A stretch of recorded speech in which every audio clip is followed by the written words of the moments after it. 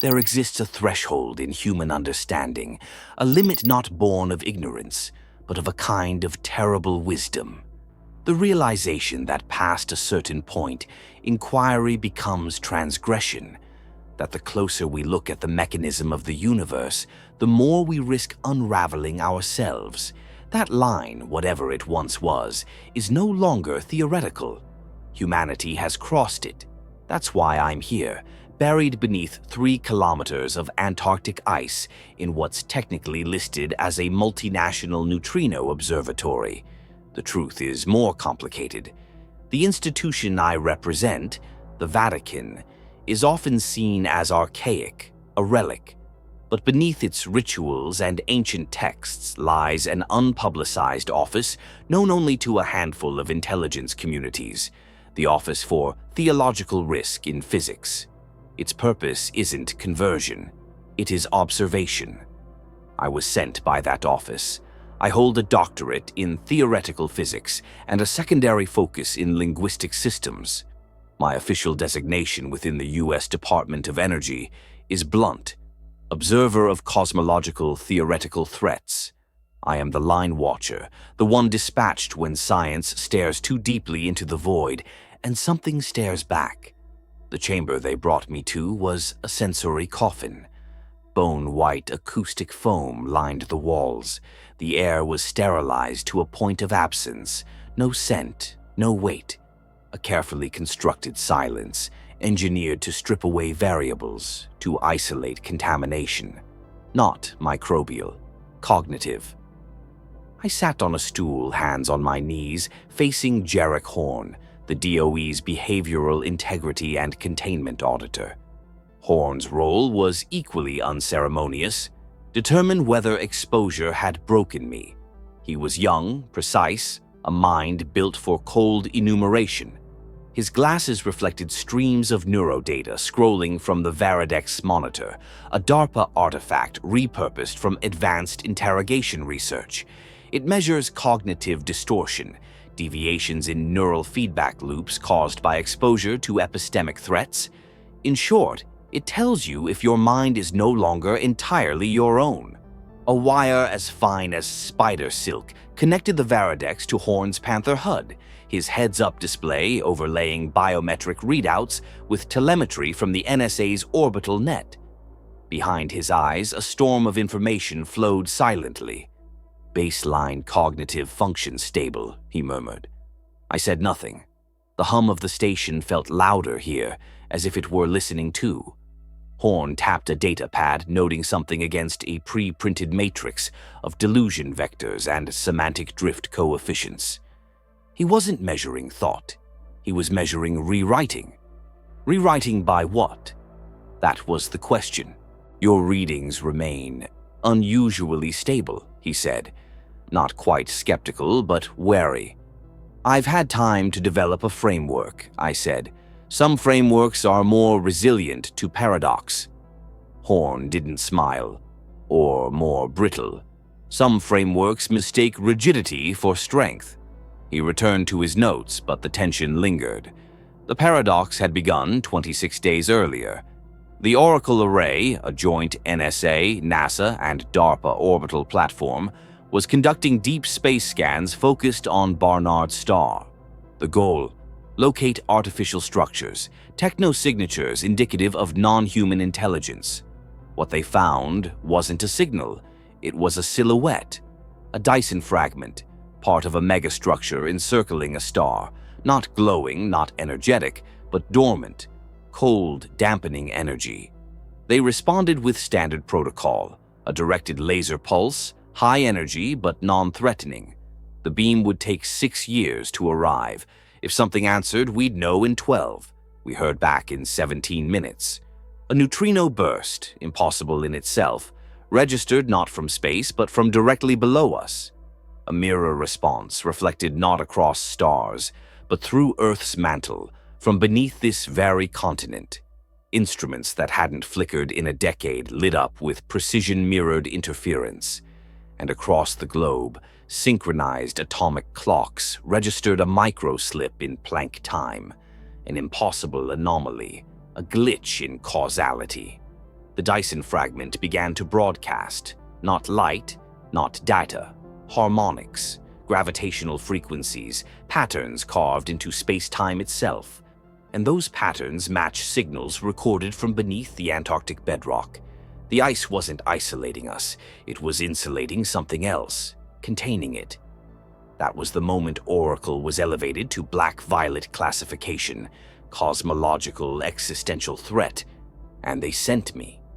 Polar Array had always been secretive, a continuation of the Ice Cube Neutrino project, but it was more than a research post. It was a listening station built atop something buried, something ancient. Horn broke the silence again. Others exposed to the harmonic patterns are showing deviation. Symptoms? Chrono-thought disorders, pattern obsession, alignment drift. He tapped his lens. You're not showing any of it. That's unusual. I gave him nothing. We need to understand why, he said flatly. Understanding what holds can be as valuable as understanding what breaks. Before I could answer, the door hissed open. Colonel Mason Core stepped in, heavy and deliberate. He was Majestic Cell 9's field commander, the interagency black program now running the site. Core didn't ask questions. He asked for evaluations. Baseline stable, Horn reported. Core nodded once. We have a situation. He didn't waste words. Harmonic resonance levels increased 12% in the last hour. Seismic instability near the bedrock node. The frequency matches the Dyson signature. He looked directly at me. The structure is responding. We moved quickly through the upper corridors. Lights flickered above us. Probably nothing. Possibly everything. Core briefed me as we walked. Geometric patterns forming near the anomaly, he said. They're calling for symbolic analysis. Your file flagged unconventional expertise. They meant theology, linguistics, things not usually invited into scientific domains until the science ceased to make sense. The trench glass was the key, a shard pulled from bedrock weeks before the Oracle pulse. It was inert until the neutrino reflection. Now it pulsed, not visibly, but at a frequency too deep for unaided human sense. Its internal matrix reflected harmonic signatures matching Barnard's star. We reached the observation corridor just above Lab Gamma 7. Inside the lab, a man paced frantically between swirling holograms of waveform data. I recognized Dr. Emery Kalin, NSA cryptolinguist, now fully absorbed in his new obsession. He says it's a language, Core muttered. He thinks it's speaking to us. Giving instructions, Horn glanced at the lab glass. He's becoming part of the pattern. Kalin had begun referring to the harmonics as a liturgy, not a broadcast, a ritual. The resonance wasn't just detectable, it was participatory. You'll be reviewing his work, Core said, and evaluating his state. I nodded. As we moved deeper into the station, the hum grew stronger. Beneath the lighting, beneath the cold, it was there, a pressure, a vibration that resonated not with the ears, but the spine. It didn't feel new. It felt remembered, not déjà vu, something older. Like a signal long ignored, now heard again. Something in the structure, this place, this station, Earth itself, was attuned. And I began to suspect we hadn't found the signal. The signal had been waiting. And now, it had found us. The descent to sub-level C began in silence. Colonel Core walked ahead, boots striking metal with deliberate rhythm. Horn followed, his ever-present data pad clutched like a shield, flicking nervous glances at every junction box and pipe fitting, as if expecting the walls to whisper. I came last, acutely aware of the weight around my forearm, the null tied coil. Its feedback pressure had subtly increased the deeper we went, a sure sign of spatial inconsistencies. Local gravity wasn't stable. Space down here wasn't behaving. Core said it was precautionary. I suspected it was necessity thinly veiled. The corridor terminated in a blast door marked with hazard chevrons and quarantine warnings. Core swiped his access card and the heavy door groaned open.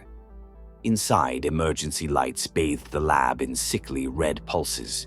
The air carried an artificial stillness, not from silence but from suppression, an environment being actively dampened. In the center of the chamber, secured within a multi-layered containment field, sat the trench glass. It was no larger than a clenched fist, opaque, black beyond black. It didn't reflect the light, it consumed it, drank it down to the photon. But even that description failed. It wasn't simply dark. It was absent. Not a thing, but a subtraction. The sensors surrounding it flickered erratically, incapable of settling. The frequencies bled into the ambient systems, interfering even with backup telemetry. "It's stable," Core said. "But harmonic bleed has increased 4% since this morning. Temporal glitches, equipment malfunctions. Small, for now." He pointed toward a support beam on the far wall. Its edges shimmered, distorting as if submerged in water. The station wasn't breaking. It was warping. Horn scanned the area with a handheld device. The screen stuttered, filled with corrupted symbols and phantom feedback.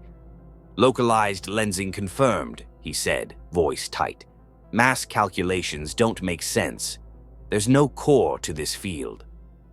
My eyes locked on a hollow display to the right of the containment unit, output from the bedrock anomaly below. It showed patterns, geometries that weren't random, that repeated and folded in precise, recursive structures. Crystalline, complex, and unmistakably intentional. I stared too long. Something deep within recognized them. The designs mirrored ancient containment diagrams, motifs found in suppressed Gnostic texts, 4th century eschatological renderings of soul pathways through hostile metaphysical territories.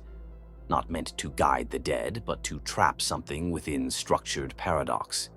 Binding rituals, seals. And these weren't approximations. They were perfect matches. I didn't speak it aloud. Not yet. Not here, with Horn's eyes on every micro-expression and Core's focus on threats and not truths. But I knew.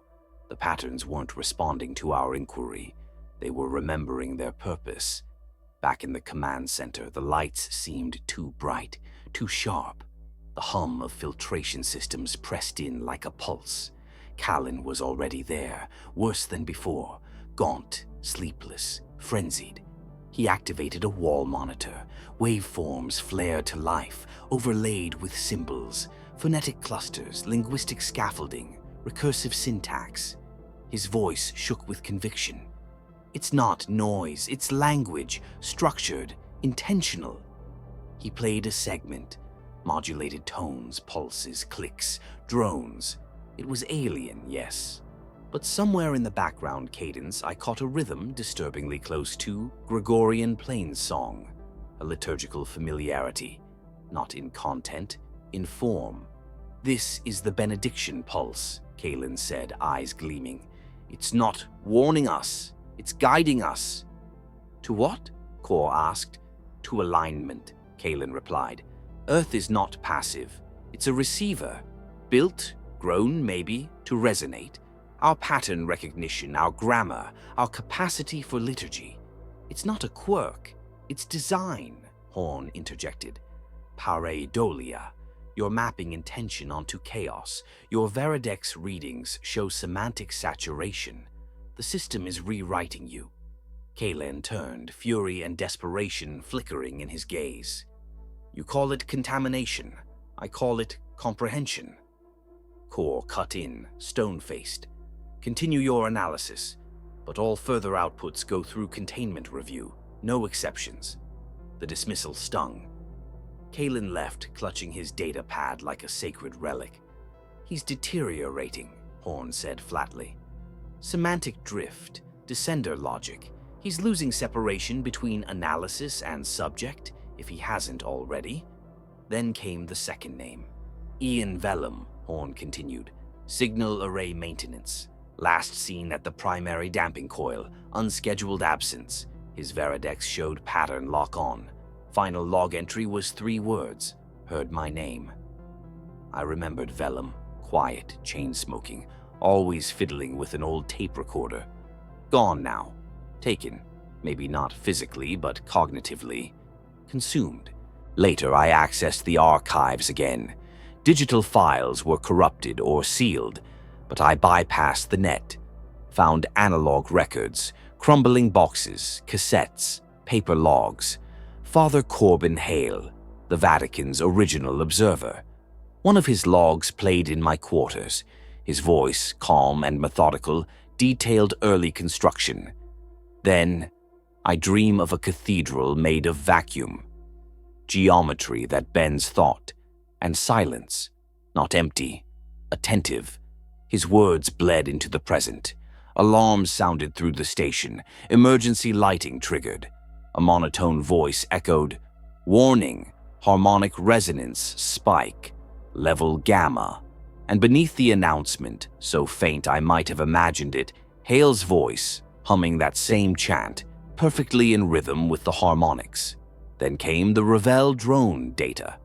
Recovered logs, footage from Oracle showing technicians reacting before signal timestamps, response preceding stimulus, retrocausality, video fragments filled with whispers, impossible phonemes. Slowed and filtered, a sentence emerged. The eye was never closed. You were simply born when it blinked. That night I was summoned to the command hub. Kalen had made another breakthrough.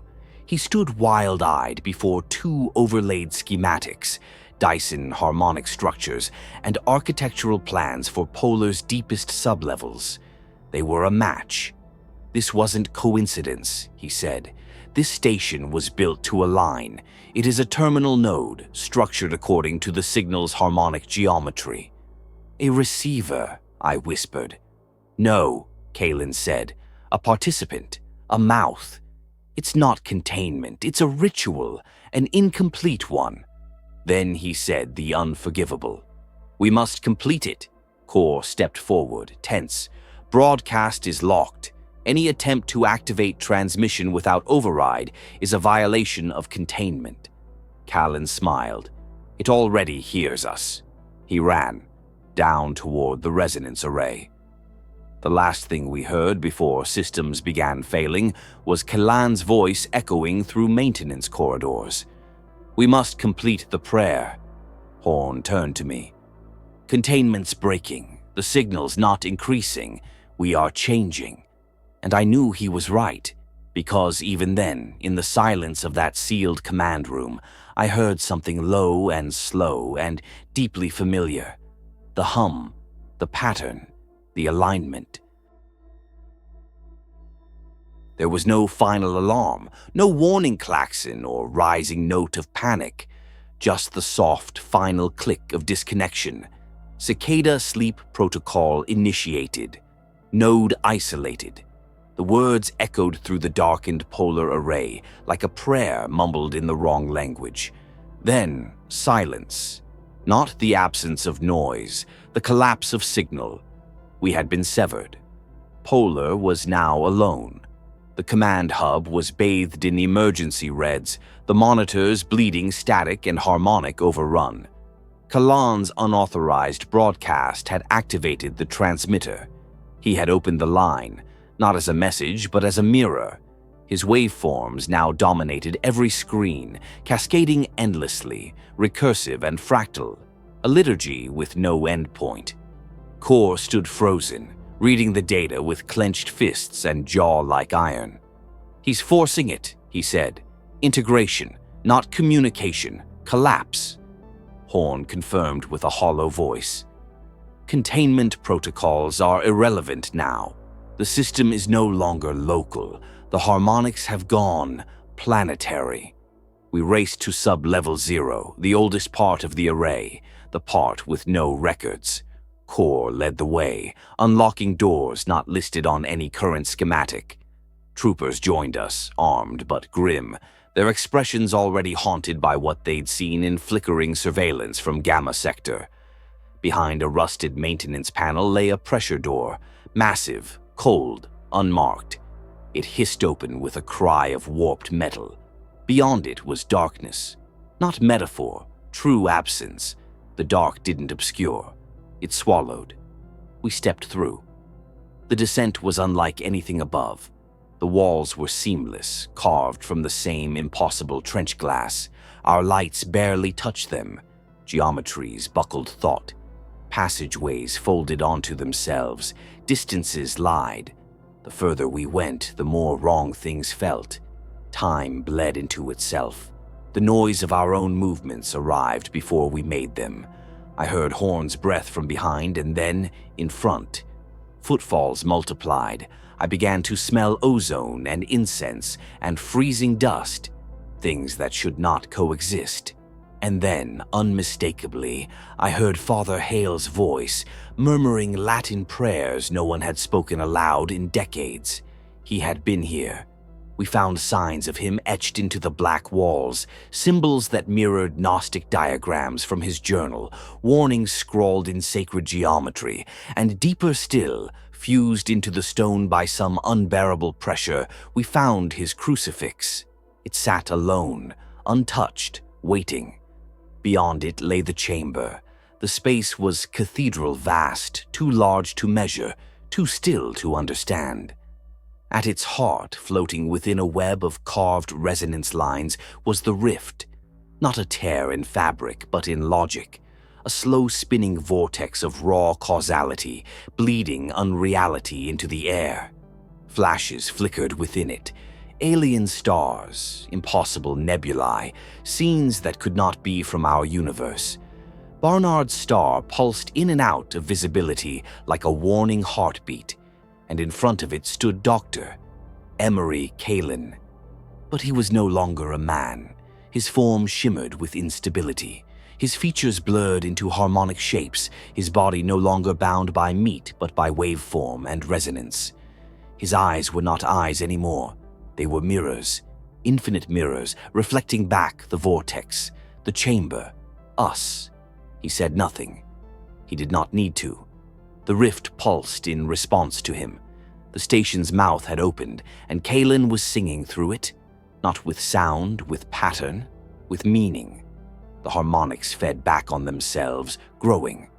Earth trembled. I felt it in my bones, the delicate architecture of our physics, our time, our cause and effect, buckling. He was tuning Earth. Core ordered the strike. The soldiers opened fire, but the bullets warped and vanished mid-air. One was swallowed by a temporal fold, aged to dust in less than a second. Another simply ceased to exist. Horn tried to record, but the Veridex overloaded, shorting in a high-pitched scream. He collapsed beside it, blood dripping from his ears. Core reached for demolition charges. But this was not a structure that could be destroyed. It was language, and language requires an answer. I stepped forward. In my hand was Hale's crucifix, smooth, warm despite the cold. It wasn't just a symbol. It was a counter-frequency, a remnant of Earth's first answer to the deep.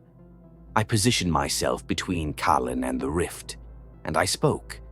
Not with my voice, but through the ritual Hale had left behind, the ancient Latin of the Rituale Romanum, not to cast out evil, but to define boundary, to impose stillness upon a wave. A prayer not of expulsion, but of alignment interrupted. Words became form, sound became structure. My voice was a crack in the signal, a drop of silence in the choir of resonance.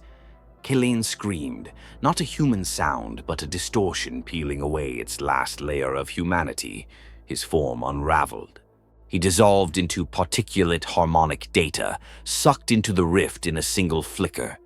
And the rift changed. It didn't close, but it calmed.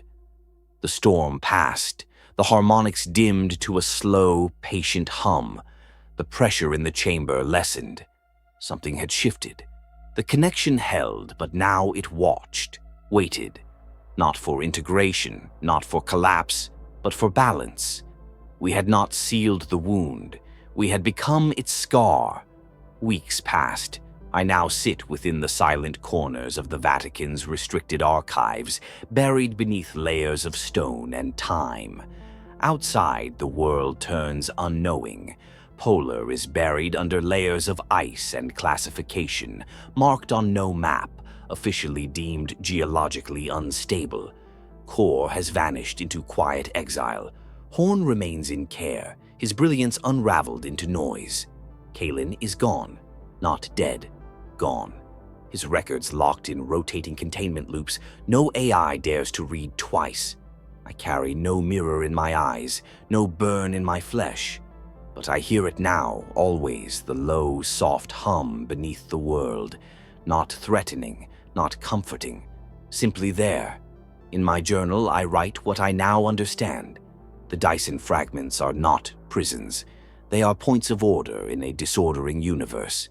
Reality held in fragile alignment by a harmonic network older than stars.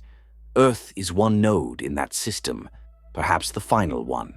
Containment was never about walls. It was about attention, an active stillness, a maintained silence, a prayer not to be heard but to keep hearing from becoming too loud.